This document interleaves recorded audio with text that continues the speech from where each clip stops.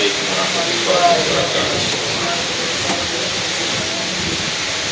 سب سے پہلے میں مبارکباد پیش کروں گا جناب قاری استاد القرآ قاری محمد عدنان صاحب کو کہ جن کی محنتوں سے یہ بچے اس قابل ہوئے ہیں کہ انہوں نے اپنے سینے سے دیکھ کے اللہ کا قرآن سنایا ہے۔ ماشاء اللہ ہمارے جنگ کے اوپر ان حضرات کی بہت بڑے احسانات ہیں، خاص طور پر قاری صاحب جس طرح لے کے چل رہے ہیں جنگ والوں کو، اللہ تعالیٰ سے دعا ہے کہ ان کی عمر میں اور ان کی محنتوں میں برکت عطا فرمائے۔ پھر میں مبارکباد پیش کروں گا اپنے عزیز محترم عبداللہ کے والد صاحب کو، اس کا کیا نام ہے؟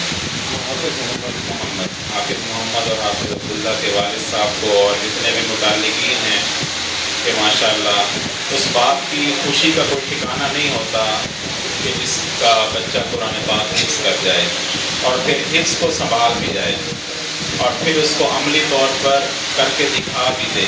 ماشاءاللہ یہ ہمارے طالب علم ہیں، یہ چھوٹا بچہ، اور میں یہ سمجھتا ہوں جہاں بچے کا کمال ہے وہاں اس سے کہیں زیادہ کمال ان کے والد صاحب کا ہے۔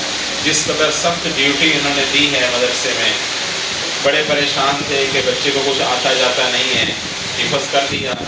اور میں آپ سے اپنی تجربے کی بات شیئر کروں، ہمارے جنگ میں بات چلی ہوئی ہے کہ بچے کو 5 کرا کے حفظ کراتے ہیں اور پھر حفظ کروانے کے بعد اس کو 8ویں میں بٹھا دیتے ہیں۔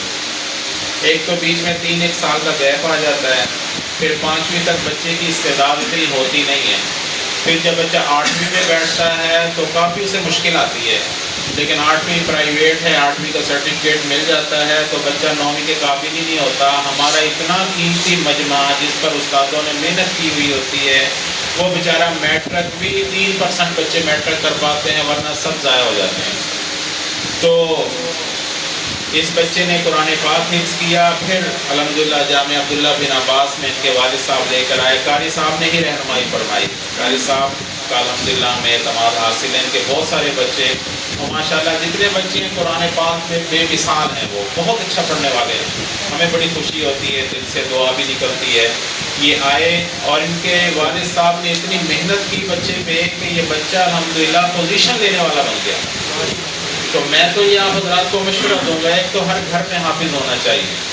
اللہ تعالیٰ نے آپ کو اولاد دی ہے، تو جس کو اولاد کی نعمت ملی ہے آپ اس کو حافظ ضرور بنائیں۔ جس بچے میں استعداد ہو تو عالم بھی بنائیں۔ آپ نہیں جانتے کہ ایک حافظ قرآن کی وجہ سے اس کے والدین کا مرتبہ کتنا اونچا ہو جاتا ہے۔ قاری صاحب نے ضرور اس کے اوپر بات کی ہوگی۔ ایک حدیث پاک میں بھی سنا دیتا ہوں۔ حدیث پاک میں آتا ہے، حفظ قرآن تو دور کی بات ہے، ناظرہ کی بات لے لیں، حفظ کا مطلب آپ خود بھی سمجھ جائیں گے۔ حدیث پاک میں آتا ہے جو آدمی 200 آیتیں روزانہ قرآن پاک کی دیکھ کے پڑھتا ہو، 200 آیتیں یعنی ایک پارہ تقریباً معمول بنا لیتا ہے، وہ کنز العمال کی روایت ہے، حدیث کی کتاب ہے۔ وہ آدمی جب مر جائے گا، جو صرف ناظرہ خان تھا اور 200 آیتیں قرآن پاک کی روز پڑھتا تھا یعنی ایک پارہ، جب یہ مرے گا جہاں اس کی قبر بنے گی، اس کی شفاعت کی وجہ سے ارد گرد کی 7 قبروں سے عذاب ہٹا دیا جائے۔ یہ ناظرہ خان کی فضیلت ہے۔ اور جو حافظ قرآن ہوگا اس کے کیا کہنے ہیں، حدیث میں آتا ہے البس والداہ تاجا یوم القیامہ، قیامت کے دن ان کے والدین کے سر پہ تاج رکھا جائے گا۔ ضوءہ احسن من ضوء الشمس، اس کی روشنی سورج کی کبھی چمک سے بھی کہیں زیادہ ہوگی۔ تو ہر گھر میں ایک حافظ ہونا چاہیے، ہر گھر میں ایک حافظ ہونا چاہیے۔ اپنے بچوں کو 5ویں تک لے جانے کی کوئی ضرورت نہیں ہے۔ آپ کا بچہ 4تھی جماعت پاس کر گیا، 9 سال کا ہو گیا، مدرسے کی زندگی گزار سکتا ہے، آپ اسے حفظ میں چھوڑیں گے۔ ہمارے جنگ میں ماشاءاللہ معیاری حفظ ہے۔ یہ قاری عدنان صاحب تشریف فرما ہے، ان کا ادارہ کوئی معمولی ادارہ نہیں ہے الحمدللہ۔ جن کو جو مدرسہ قریب پڑتا ہے، ہمارے یہاں جامعہ عبداللہ بن عباس ہے، حفظ بھی ہے، سکول بھی ہے، درس نظامی بھی ہے، سب کچھ ہے۔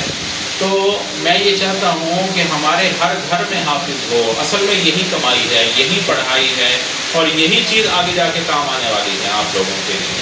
تو میں مبارکباد پیش کرتا ہوں اس مدرسے میں جہاں انہوں نے پڑھا، اس کے معاونین کو جو اس مدرسے کے نظام میں اپنا حلال مال استعمال کر رہے ہیں، ان والدین کو اور آپ لوگوں کو جو قرآن کی خوشی میں آئے ہیں۔ حدیث پاک میں آتا ہے جب بچہ قرآن پاک ختم کرتا ہے تو 4000 فرشتے اترتے ہیں۔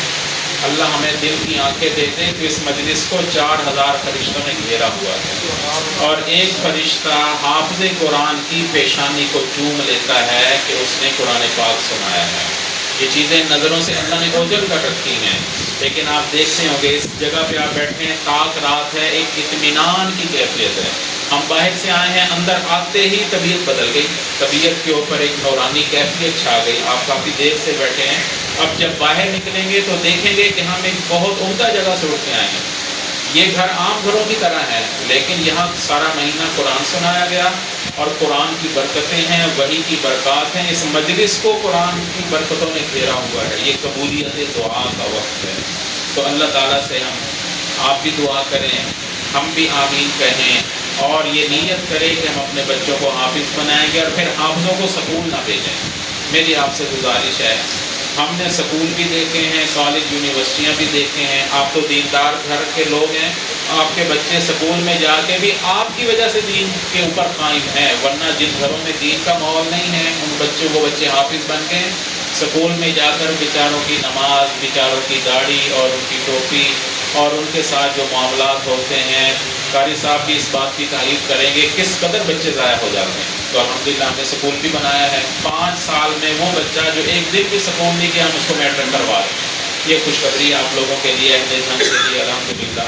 تو اللہ سے دعا ہے کہ اللہ ان بچوں کی عمر دراز فرمائے، ان کے والدین کو، اللہ ان کے اساتذہ کو، اللہ تعالیٰ آپ حضرات کو اپنی نعمتوں سے بھر دے۔ یہ تاک رات ہے، تاک رات پہ ایک بات میں عرض کر کے ختم کر دوں۔ حدیث پاک میں آتا ہے کہ تاک راتوں کے اندر بخشش سے محروم لوگوں میں ایک شخص وہ بھی ہے جو ماں باپ کا نافرمان ہے۔ ماں باپ کی نافرمانی خدا نخواستہ اگر کوئی شخص کر رہا ہے جانے میں انجانے میں، ماں باپ کا قصور بھی بعض بات ہوتا ہے، لیکن اولاد کو ماں باپ کا قصور نہیں دیکھنا چاہیے کہ میں نے تو بہت اچھا کیا لیکن میرے ماں باپ نے میرے ساتھ اچھا نہیں کیا۔ کبھی بھی ماں باپ کو ترازوں میں نہ تولا جائے۔